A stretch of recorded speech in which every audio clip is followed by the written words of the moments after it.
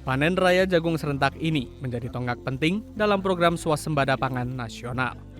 Presiden Prabowo Subianto secara langsung memimpin panen raya dan melepas ekspor perdana 1.200 ton jagung ke Sarawak, Malaysia. Di saat bersamaan, panen raya di Kabupaten Kutai Barat, Kalimantan Timur menorehkan capaian positif. Panen jagung kuartal kedua tahun ini berlangsung sukses di Kampung Temula, Kecamatan Nyuatan, dengan hasil mencapai hampir 9 ton per hektar. Panen ini merupakan bagian dari program ketahanan pangan nasional yang kini mulai berdampak nyata di Kutai Barat. Pada tahun 2024, tercatat 2.000 hektar dan sejak awal tahun 2025 hingga kini tercatat 80 hektar.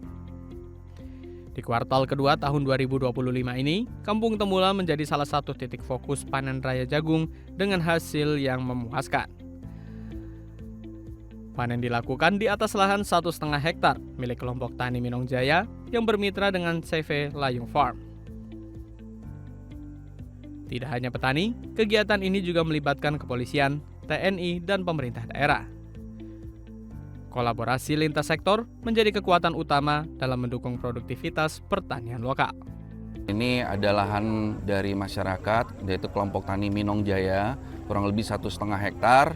Dan hari ini alhamdulillah panennya bisa maksimal kurang lebih 8-9 ton. Dan ini merupakan hasil upaya kerja keras dari Pak petani yang ada di sini, kelompok tani Minong Jaya, dengan juga CV Layung Farm.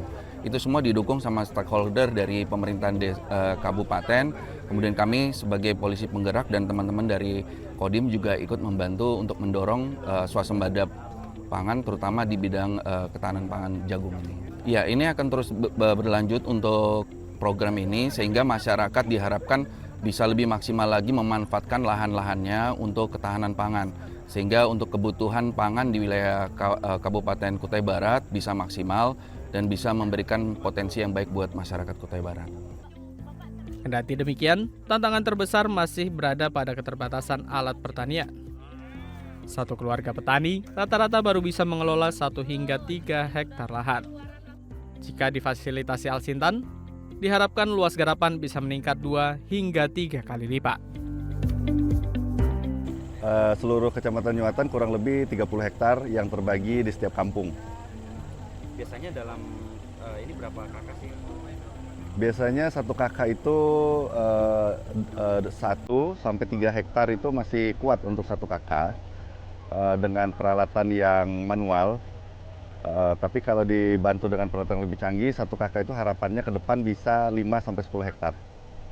Ya, saya pikir pertanian di Kutai Barat sudah mulai maju ya, bukan hanya pertanian yang keras, artinya pohon-pohon karet dan sawit, tetapi pertanian seperti jagung, cabai, dan lain-lain itu sudah mulai maju. Tinggal sekarang bagaimana pemerintah membantu mendukung peralatan, pupuk tepat sasaran. Alhamdulillah sekarang kepolisian sudah mengawal itu, pupuk tepat sasaran dan alat pengolahan hasil panen ke depannya.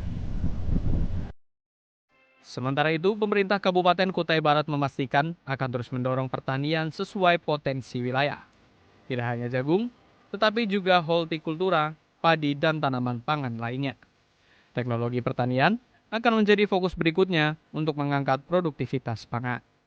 Selain daerah ini, di luar sana sudah banyak. Tadi saya rekam ada kurang lebih sudah 80 hektar di tahun 2025 tadi, dan di tahun 2024 kurang lebih ada 2.000 hektar yang lalu ya.